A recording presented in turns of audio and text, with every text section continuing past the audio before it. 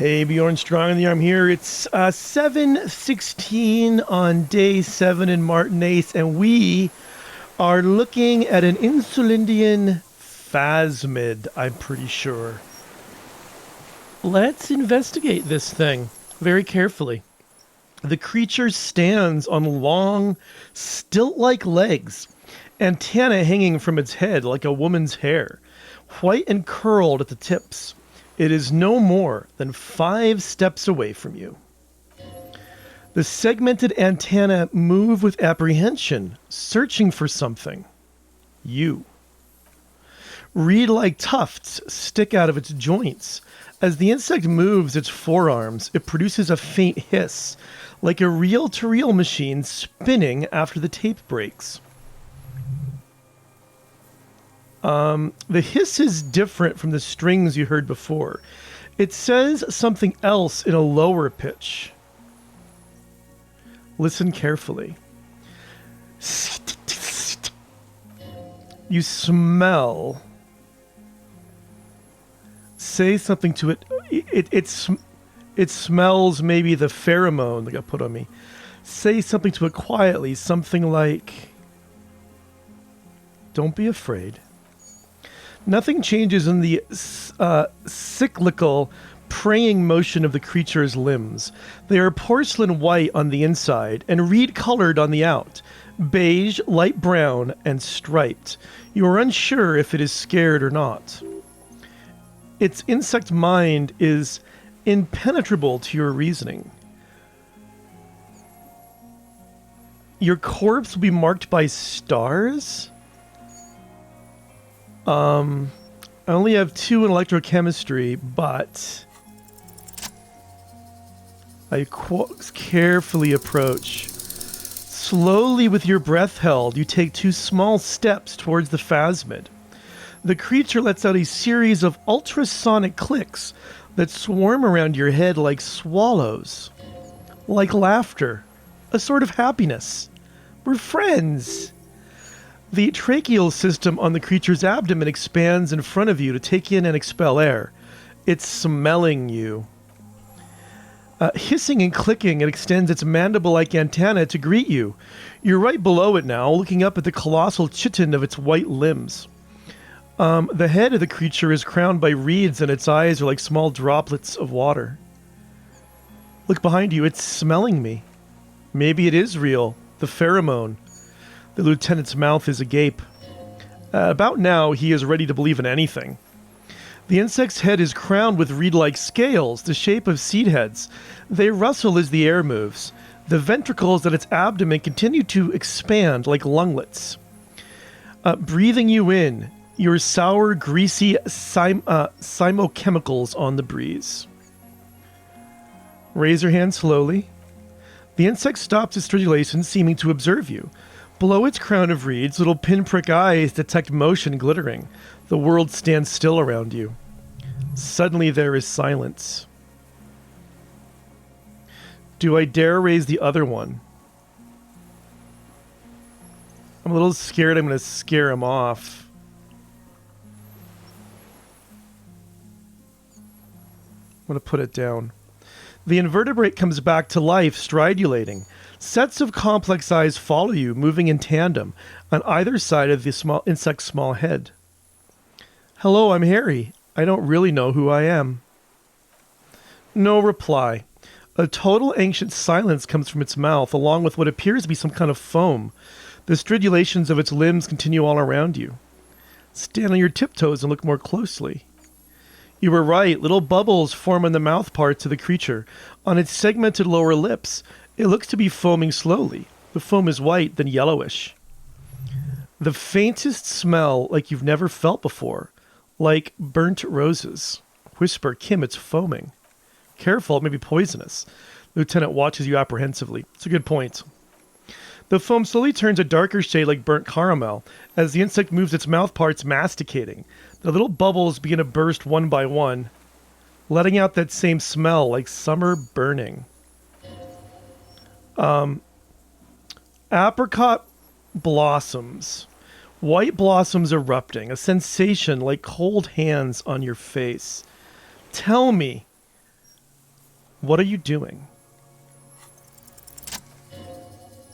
Insulindian Phasmid, I exist. I exist too. Tell me what it's like for you. If I tell you what will happen, then I will tell you what it's like for me.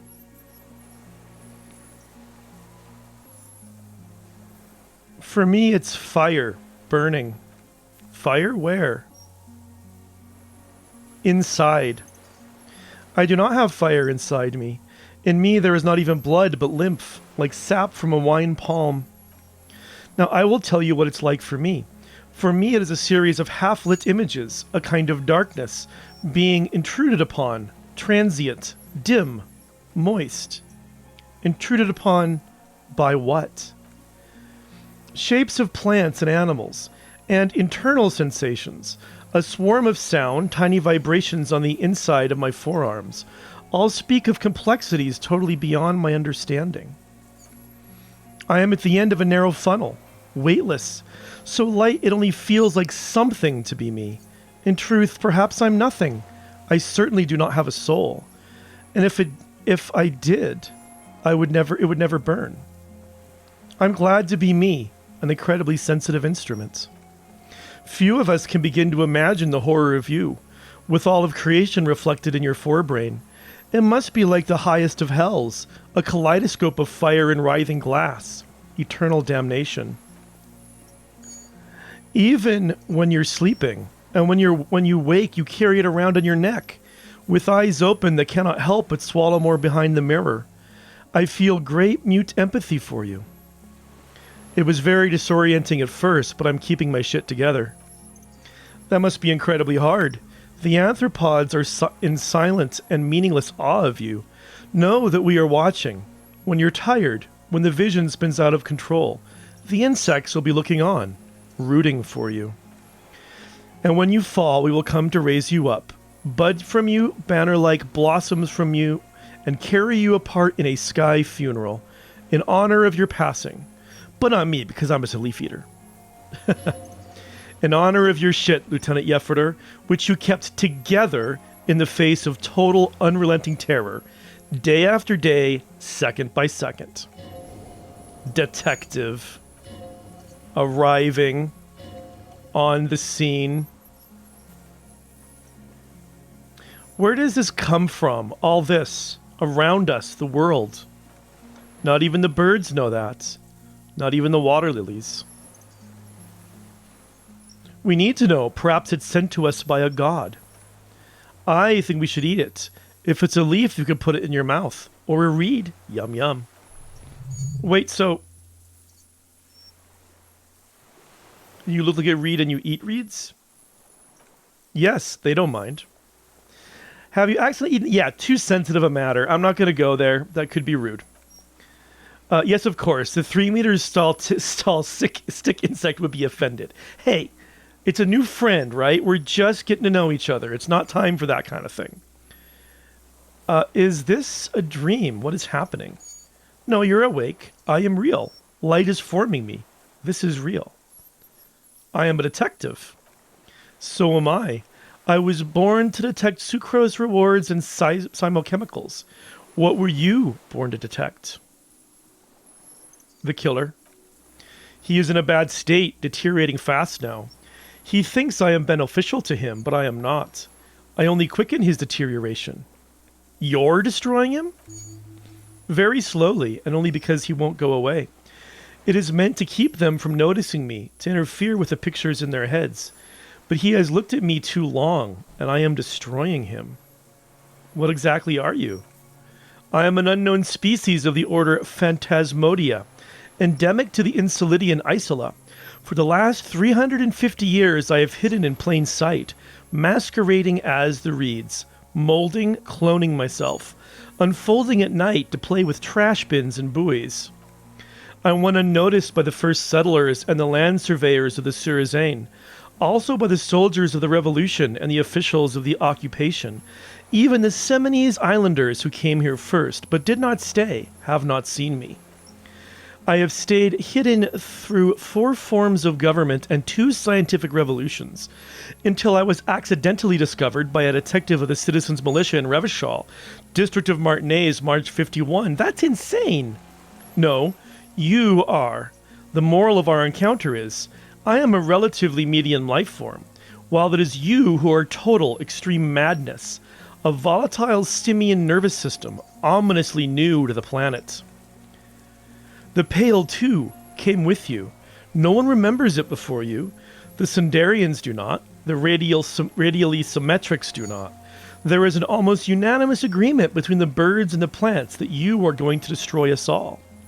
The Pale is human-made? It is a nervous shadow cast into the world by you, eating away at reality. A great unnatural territory. Its advent coincides with the arrival of the human mind. I don't have that kind of power. You are a violent and irrepressible miracle. The vacuum of cosmos and the stars burning in it are afraid of you. Given enough time, you would wipe us all out and replace us with nothing. Just by accident. How? We suspect it will be something like the oxygen holocaust that wiped out anaerobic life 2.6 billion years ago, when organisms first started breathing. Only much worse. Instead of air, you exhale thoughts. There are no trees that can eat those. Worse how? Everything your eyes touch goes back there, behind the nerve mirror. What if you blink? Are we still here? Please don't blink. What if you misplace us all one day, or just forget? I have already forgotten the whole world once when I drank too much. So it is already happening. Soon one of you will close your eyes and open them to see that none of this ever existed. Kim, am I having a violent epileptic seizure? It doesn't look like that, no. What does it look like? You're just staring at it, he whispers. Just look at the stick sense up. Everything's normal. Just Harry having a normal one here. I think we should take the picture, and then you should back away from the unstudied species. Well, I'll have to say goodbye now. I have no more thoughts. That was all. No, there is one more.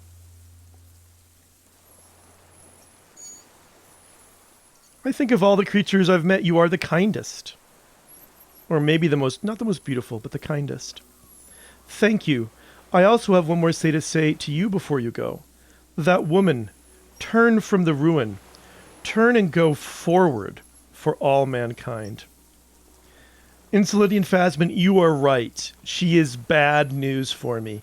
I need to move on. I will. She was hell on earth. It doesn't take a 3-meter stick insect to tell you that. Thank you, Insulindian Phasmid. Okay, Kim, take the picture. Okay. With a slow ring of metal, Lieutenant slides the lens open and raises it to eye level. There is no change in the insect's motion while it's being aimed by the camera. It remains fixated on you. In 3, the man whispers, his voice is tense. If it moves, you jump back. I'll shoot. Here we go. 3, 2, 1. Click. There it is. The shrill flash of the camera cuts the air like the blade of a sword. The Phasmid freezes in its bright light, head turned towards the lieutenant. Hypnotized by the flash, it stands frozen before you. I got it, you hear the lieutenant whisper, as the creature's shape develops on the photo paper in his hand. A polychrome ghost of white streaks against the reeds in the sky, and you as a shadow before it. For all time. Slowly reach out and touch the free creature's whisker. The antennae hang from a great height. With your hand shaking, you barely touch the tip of the left whisker. On contact, the chitin curls into a spiral at the tip of the poison ivy. Its touch on your fingertip feels cold, ticklish. It is surprisingly delicate, the curly end of the whisker like a young vine. It's even a bit wet. Be careful, detective, it's moving. Look at your finger. You were right, it glistens with some kind of moisture.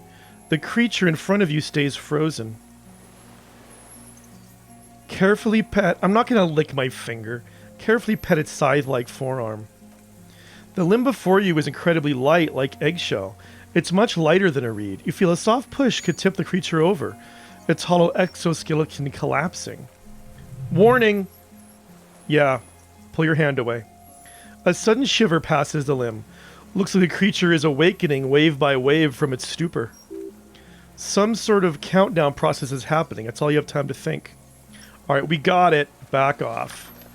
Another shudder pulses through the creature's limbs. It jolts back to life, like a record continuing where it left off, in a swaying, praying motion.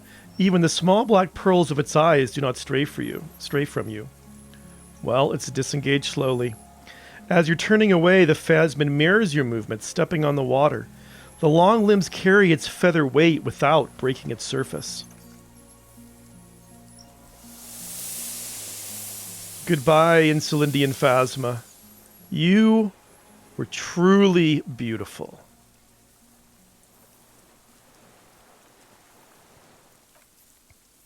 And just like that, it's gone, skating away across the sea's calm mirror like a skipping stone, leaving nothing but circles on the water. And something under it, in the place it stood, bobbing there among the reeds, a collection of items. It's gone, the lieutenant looks north, with his hand raised to his brow. What's that, in the reeds? He squints. Like a nest of some sort? We should have a look. It can walk on water? Apparently, yes. Like a water strider only. He shakes his head with amazement. I've never seen anything like that in my life. What now? What now? The old man behind you repeats suddenly. He puts his hand to the ash. It's dirty and black, in some kind of strange semi-catatonic state. Our suspect's not looking so good. We need to check on him. Okay, two things. Let's check out this box. There's the helmet. And there's the missing rifle scope. Now what is this? Clawye's passports. Interact. This passport, issued by the Sovereign Republic of Oranje, is issued to a black-haired woman called Katarzyne Alassier. Clawye's hidden documents. Lieutenant looks in your hands from the empty buoy. Look at the photo.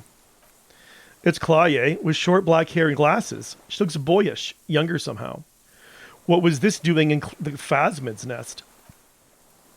Maybe our man, Mr. Dross, took it from Clawye's, or whatever her name was, hiding place, or... I think the Phasmid took it. Like a magpie? He looks around. What a coincidence. Then would also have collected the other objects, which would be highly unusual.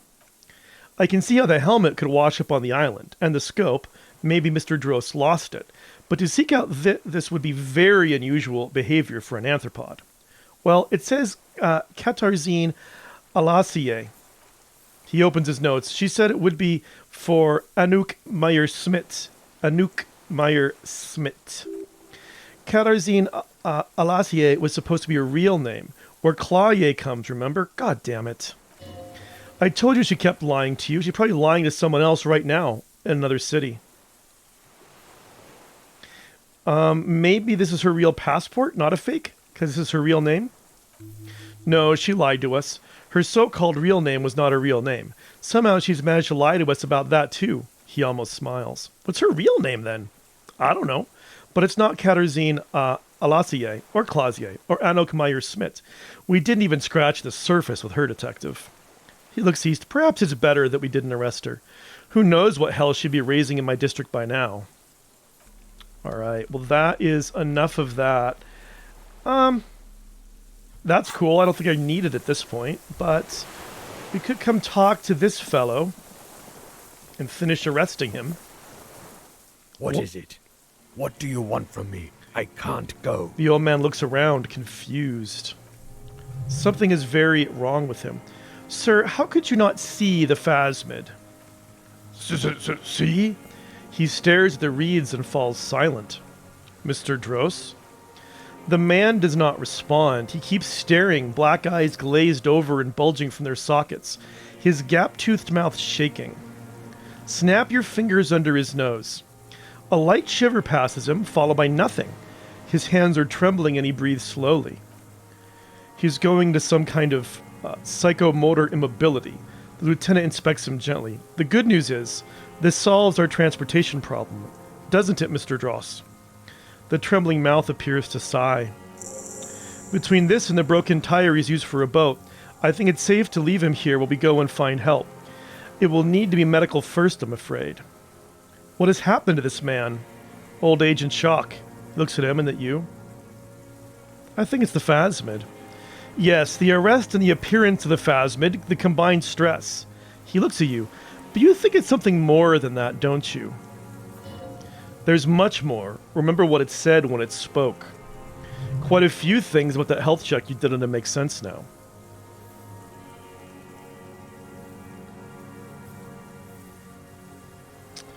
Could it be there's something hormonal in his relationship to the Phasmid? You mean pheromonal? He seemed a little off for a man his age, Randy. The scope, knowing of her bruises, his disposition towards Miss Aranya, he nods. I see what you mean.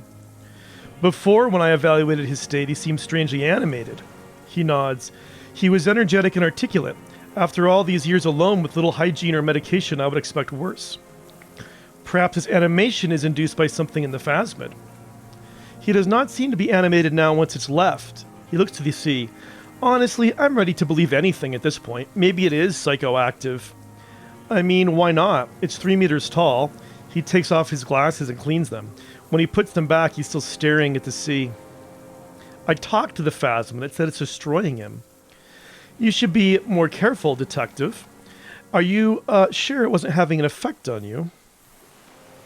Maybe, anyway. It's only trying to remain unseen. The degradation is a side effect. A valid hunch. Long-term exposure to something like that could be neurodegenerative. Also, please be careful when approaching unknown species in the future, detective. Well, he's been here for a long time. Who knows how much of it's in company? He did seem distressed when it finally came to arresting him. Like he didn't want to leave this place. And the insect maybe. He looks at his notebook. I have absolutely forgotten to take notes. I hope I remember all this. He shakes his head in disbelief. This will be one hell of a report. Thank God we have the photo. We found some things in the Phasmid's nest, Mr. Dross. He stares into the reeds. Your words don't stir anything in him. Perhaps you should show him the helmet? Nothing. Dull staring. Not even rage left wherever he is.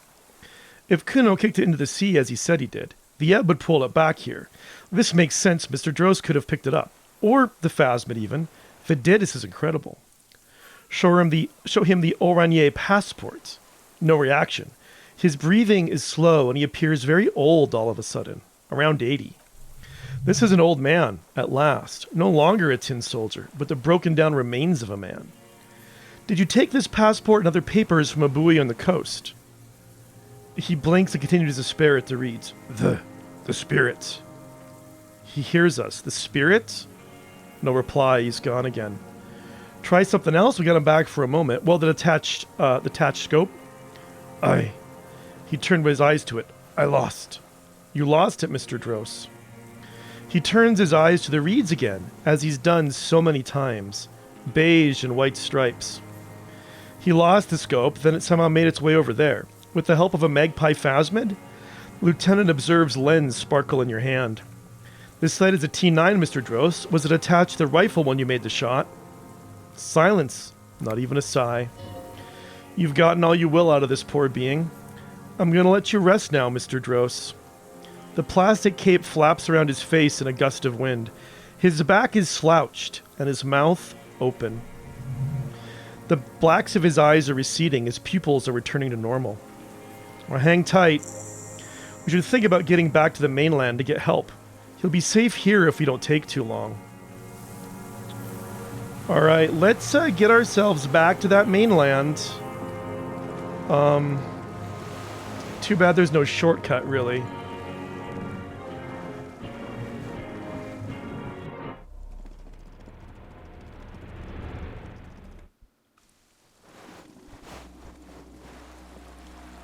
Alright, back on the boat. Let's return to the mainland. We're done here, he says, adjusting his glasses as he looks out over the water. The skiff rocks gently under your weight as you get in. The ride back is uneventful and quiet. but for the sound of the conversation on the water. There is someone inland waiting for you. Two men and a woman stand on the concrete square of a nameless village, looking at a small yellow boat as it draws closer. The sea is calm. You reach the jetty and climb out of the skiff.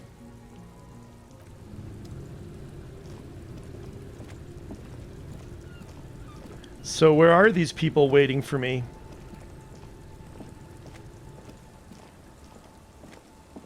Here, talk. Oh, Look what the tide brought in. says the man without sunglasses. Suddenly, his expression changes and he tilts his head. I want to call you a teapot, but I'm honestly kind of impressed. No idea where you got all that gear, but there's no doubt in my mind that some bad people are looking for it. I think you're kind of an asshole. Also, you look like a fucking idiot. I always do. This is my style.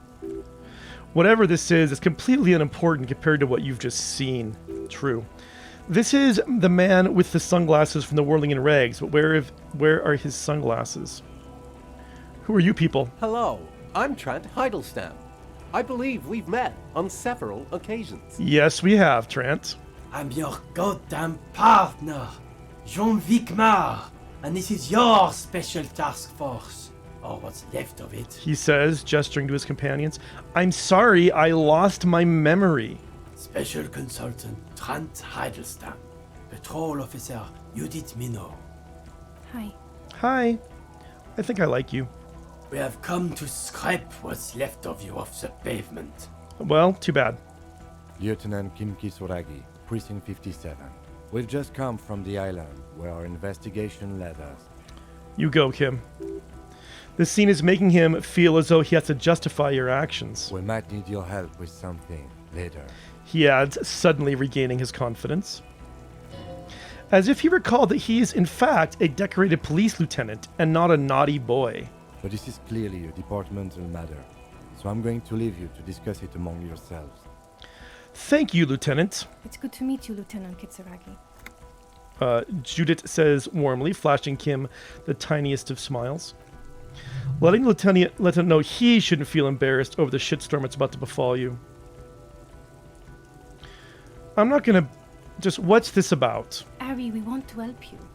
Trant, I believe this is where you come in. This is the horse-faced woman. I don't know why you named her that, but it was beyond idiotic. You should never address her using those words again. You are exactly right, Suggestion. I think she's nice. I don't quite know what I'm doing here. I was asked to participate as an expert. I think I need to manage your expectations a little. I'm at best an enthusiast in cognitive science. Okay. My background is in something else entirely. I engage in neurology on a merely theoretical level. In fact, I should probably get going. You're still not telling me what's actually going on here. No, Trent, it's too late. You're part of this shit now. What have you got to say for yourself, shit kid? Look, Jean, what are you upset about? What does he have to say for himself? He left you to catch the bullets.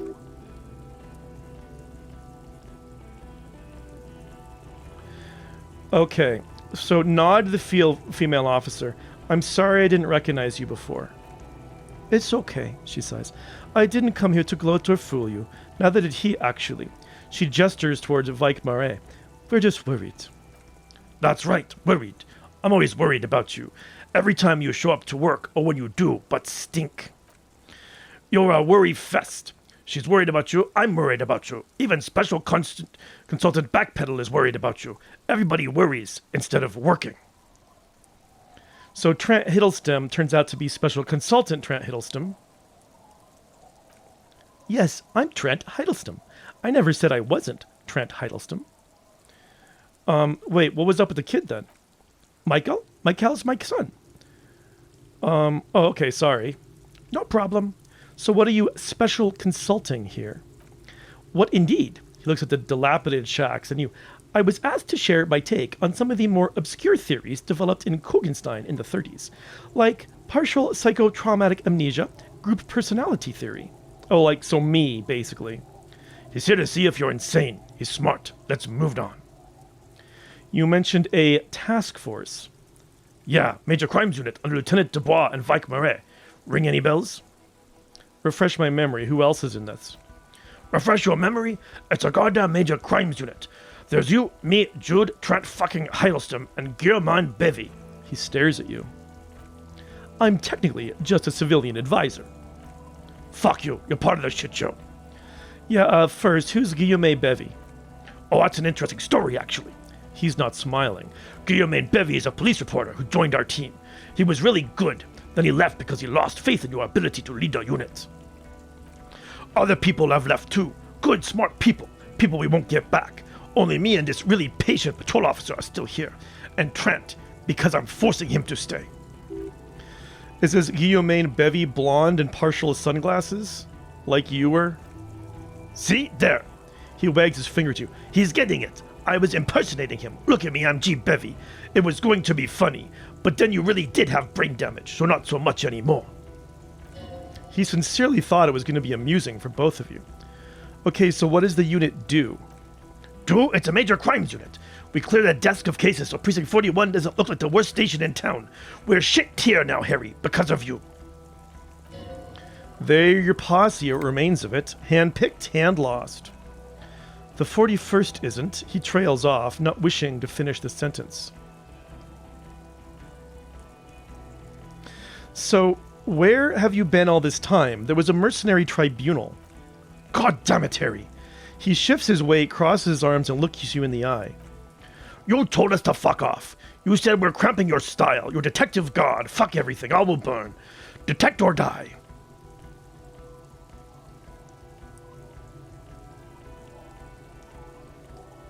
I mean, wait, so you let me face a squad of trained killers alone to teach me a lesson?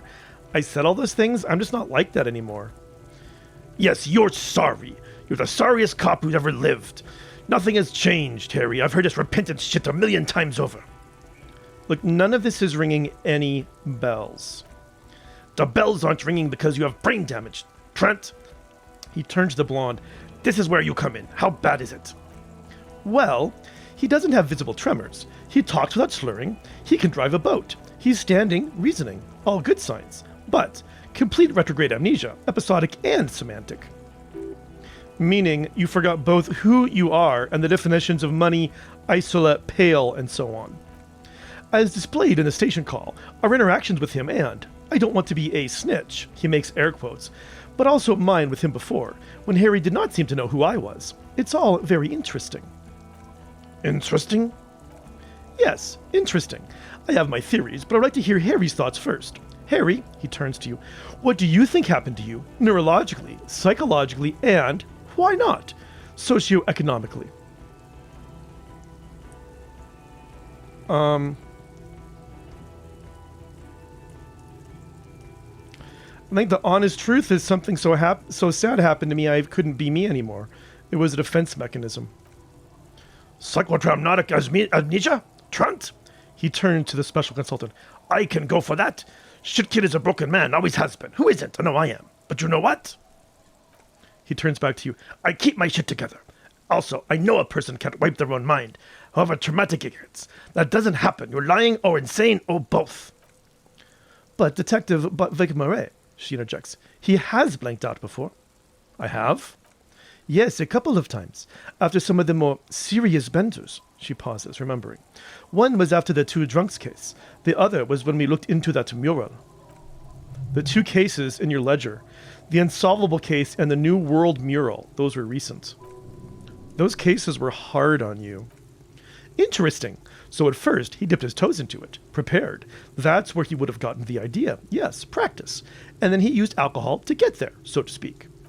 What do you mean? Well, here is my theory. What if this is an absolutely normal reaction to the world we're living in? What if this is not a significant anomaly at all? Something to be explained, approached as a defect. Look at the sensory input here. He gestures towards the scenery. Look at the ruins, the neon, listen to the radio, the multitudes, the people. Live here for 40 years. As a police detective, he's like a magnetic reader on a world tape, to borrow a known metaphor. Harry's been pushed flat against it. Total input. Hardwired to the free market. He nods confidently. He just needed for it to end. Okay, Trent, thank you. That's absolutely meaningless. I'm glad we brought you. Will he or will he not be able to work in the major crimes unit? Is he a Cretan now? I want to know that. He is not a Cretan, and he is able to do work, if not in his previous leadership role, then as a line detective. Am I ready to lead again? Or I feel like I should either be ready to lead again or be a line detective. Or maybe I don't want to be in their unit. I do not like this Jacques Marais guy at all. But I think I should just be a line detective. Like, get back into it, you know? For now? He looks at you, then Trant. I misphrased my question. It should have been, is he able to put his clothes on and use the potty, or do we need to get him a disability pension? What now? Now nothing. Now we're just going to stand here. Really? No, now we discuss that, he points to the water. What the fuck did you do to our motor carriage? Why is it there, Harry?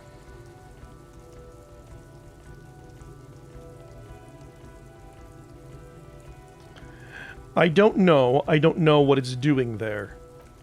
I do. You drove into the water. Everyone on the street saw you do it. It's going to be a local landmark too. On the brochure. Thank you for fucking us, Harry. Thank you for destroying 45,000 real of police property that's coming out of my payslip. You know that, right? You're gonna get fired, and I'm gonna pay till I die. It doesn't matter. He exhales to calm his breathing. Your badge, Harry. Show me your badge. I got my badge right here. Show it to them. He squints at it suspiciously. Finally, he nods, unimpressed. Okay, and your gun. My gun is right here. Show him the Villiers 9mm. Whoa, he has it. I thought it was in the ocean. He wipes his brow in mock relief. You're drunk like a bum, Harry. Put that thing away before you kill someone. I quit drinking forever. It's only me and this boring hellhole now. I don't buy it. Why do you smell like a corpse then, huh? He's wounded. Kim looks at you. It's been a long week, and he's handled an actual corpse. Yeah, it's been a bit of a week. I'm sorry I smell bad. A bit of a week? He squints. You're drunk, and you let the suspect escape, a certain Claye, because you were too drunk to assess her flight risk. We've read the reports, Harry. Lieutenant Kitsaragi's. We know.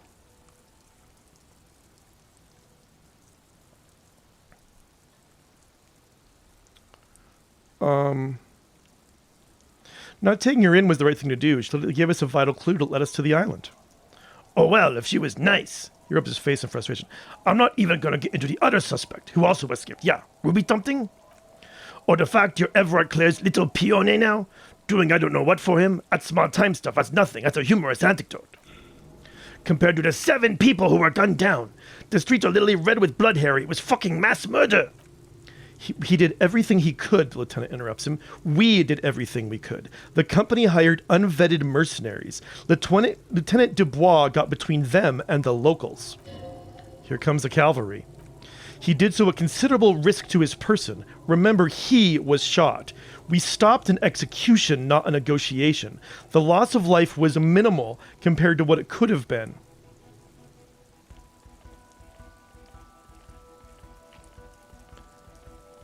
Yeah, it was a massacre. We got wiped. What the hell were you? Don't make this harder for yourself, he says in a lowered voice. Thank you for the input, Lieutenant Kitsaragi. I didn't mean to suggest you didn't handle the situation. But you did. He thinks of apologizing, but decides against it. He brushes a stray strand out of his hair out of his eyes and coughs. You spent a week with him on this case. What is your take? On the case? On Lieutenant Yefretor Dubois. Well, he pulls up his collar. The drinking, the gun losing, also losing the badge. That's all true, although he has not been drinking on the job this week. See? 1 week.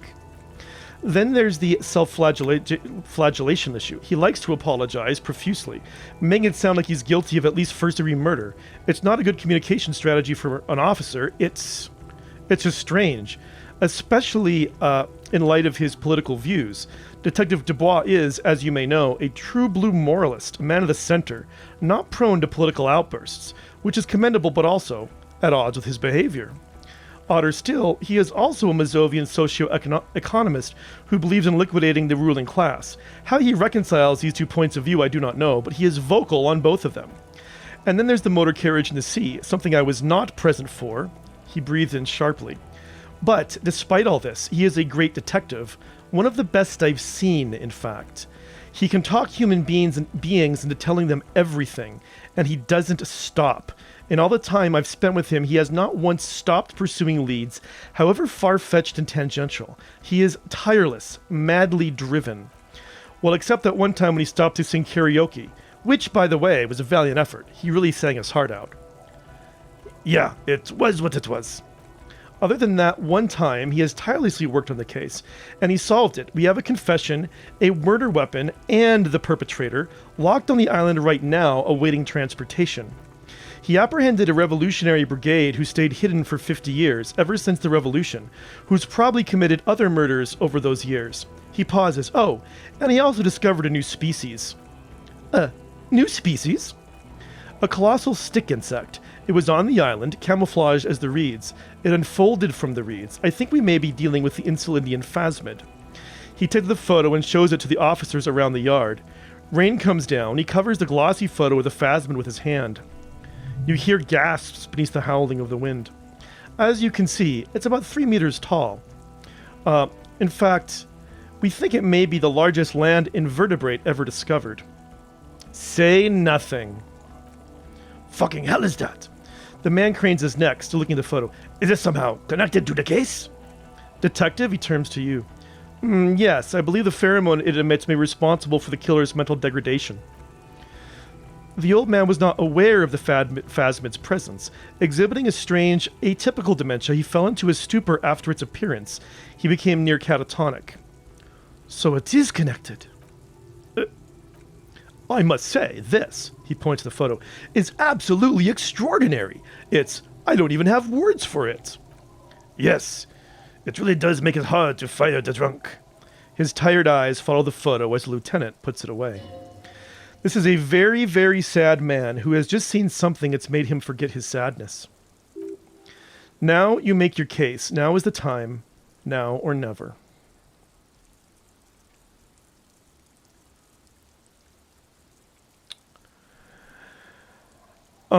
I can say the killer, Yanovich Dros, we have a strong motive for him. Lilyanovich? The special consultant raises an eyebrow. A revolutionary metronym. A revolutionary matronym? The custom started in Grad, where they have patronyms. Krasovich, Larsovich, etc. The revolutionaries saw this as a chauvinist atavism, so they used matronyms, devised from their mother's names instead. This man's mother was Lilian. He's Lilian's son, Lilyanovich. The custom was overturned after the revolution failed, but not before it made it to Revachol. So, it is what the soldier of the ICM would be called. Thank you, Trent. Think of the peach of cultural theory. He turns to you. You said you have a motive. Of course, excuse me. I just thought it was noteworthy. He wasn't quite sure about the straggler before he heard this detail. It must have convinced him. He killed the mercenary in an act of jealousy. Jealousy? I noticed Lilyanovich was an old man to have been hiding for 50 years. 70-something. A strange psychosexual fixation, aggravated possibly by proximity to the Phasmid and its chemicals. He himself gave a political reason. He said he killed an enemy combatant. Also, we have ballistics from the gun matching the bullet found in the dead mercenary's head, and 2 officers in the scene that Mr. Dros confessed to. It's a clean win. Oh, it's way more than that. Way, way more that. I did all I could. Every second was a struggle. I've never doubted you can pull yourself together and work and bounce. Bounce don't last. He buttons his jacket. I can still smell the booze on the wind. God damn it, doesn't it ever leave? It is there, like in your bones or something. It'll pass in time. Also, the Phasmid was female. The reeds are its nest. Female? What makes you think so? You had to see it. It had the subdued colors of a female, and the nesting behavior too, I think. Incredible! Were there eggs in the nest? Not as far as I could see. There were other things, though. He turns to you. It had gathered items in its nest, a helmet, a scope, and a passport.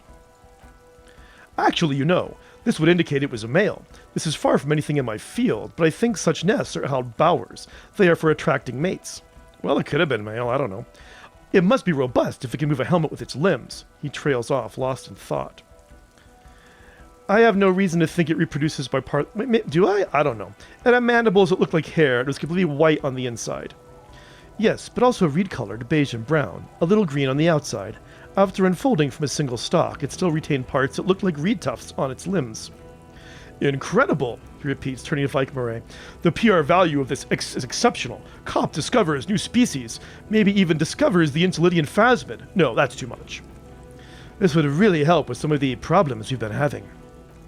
Absolutely, this is great. This does not say vigilante murderers to me at all. This says science, news, human interest, he smiles. You know, it's a really good thing you have that photo. Without it, he shakes his head. You're doing good here. Perhaps only for a moment, but still. Quit while you're ahead, or... The previous head of the Débordeurs Union was assassinated by our killer. Lieutenant lowers his voice just a little. This is a conversation for when we are no longer out in the open, in Martinez, where Everard and Darclair have ears everywhere.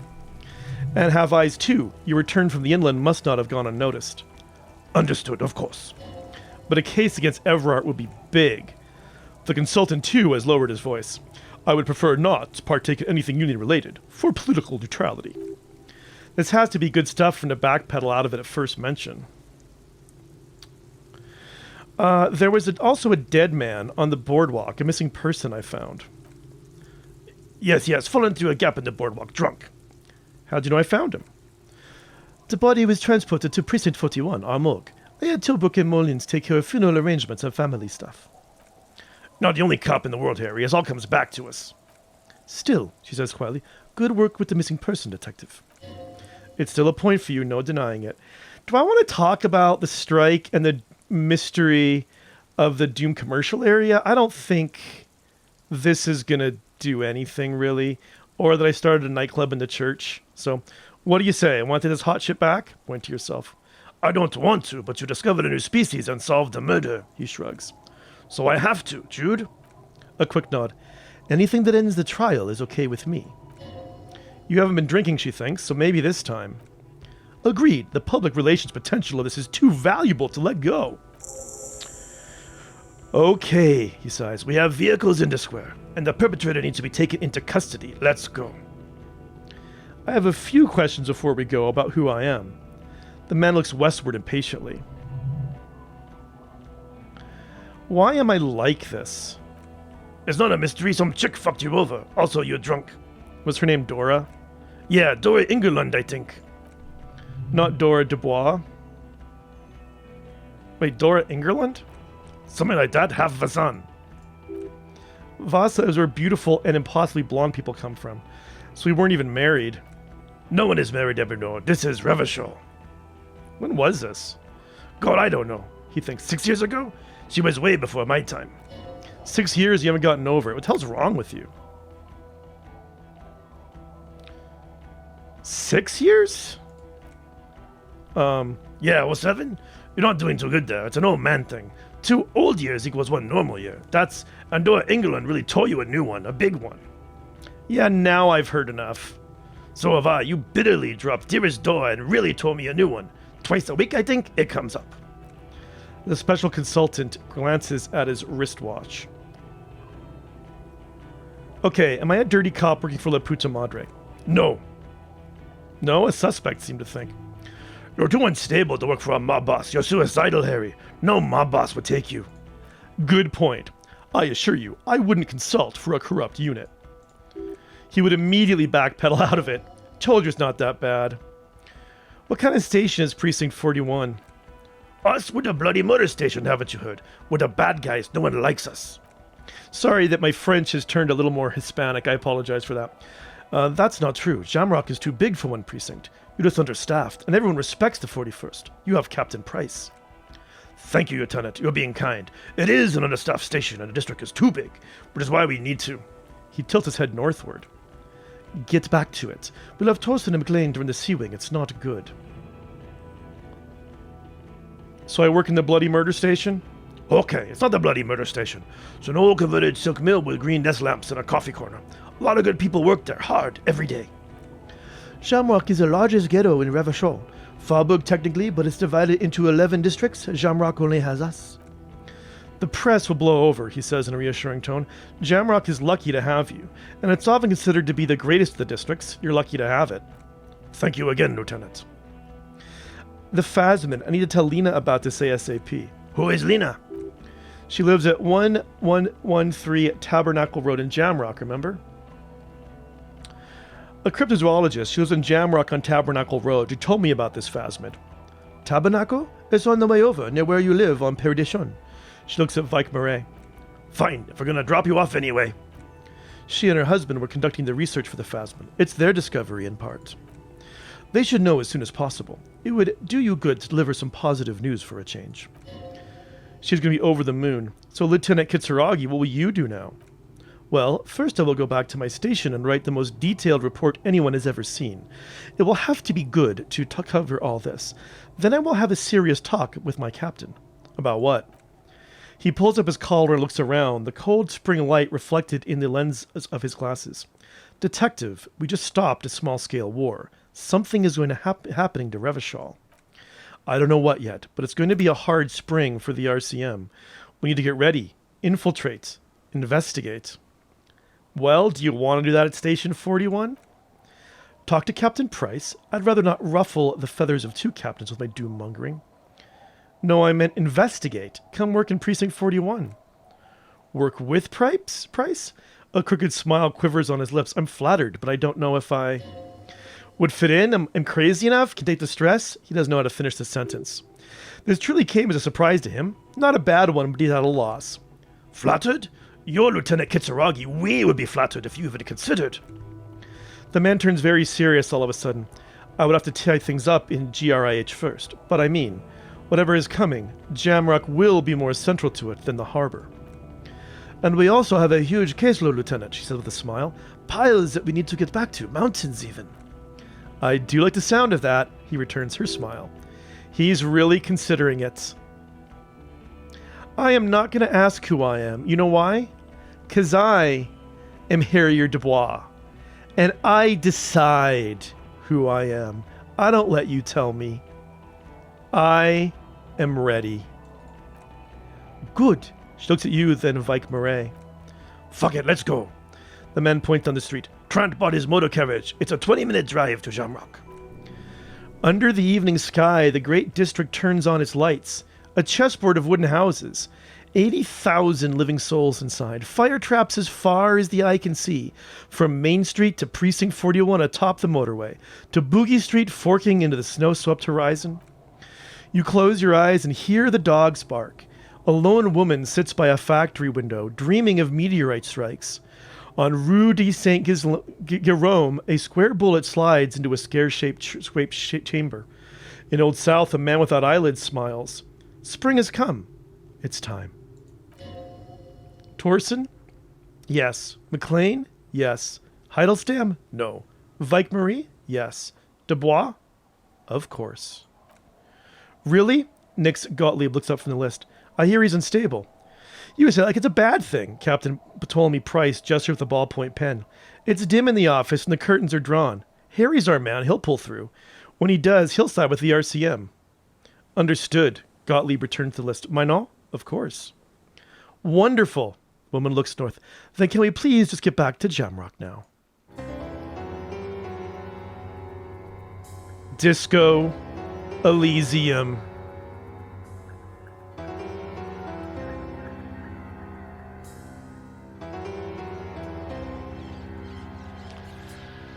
That seems to be the end. I guess we don't know. They're not going to tell us the outcome of many things. What happens with the kind of turf war between the different groups. All we know is the RCM is gearing up to get ready for it, and we are ready as well. This has been one hell of a ride. I know the viewership has been small, but I have enjoyed every single minute of it. Thank you to every single one of you for watching. I am Bjorn Strong on the arm, and I will see you soon.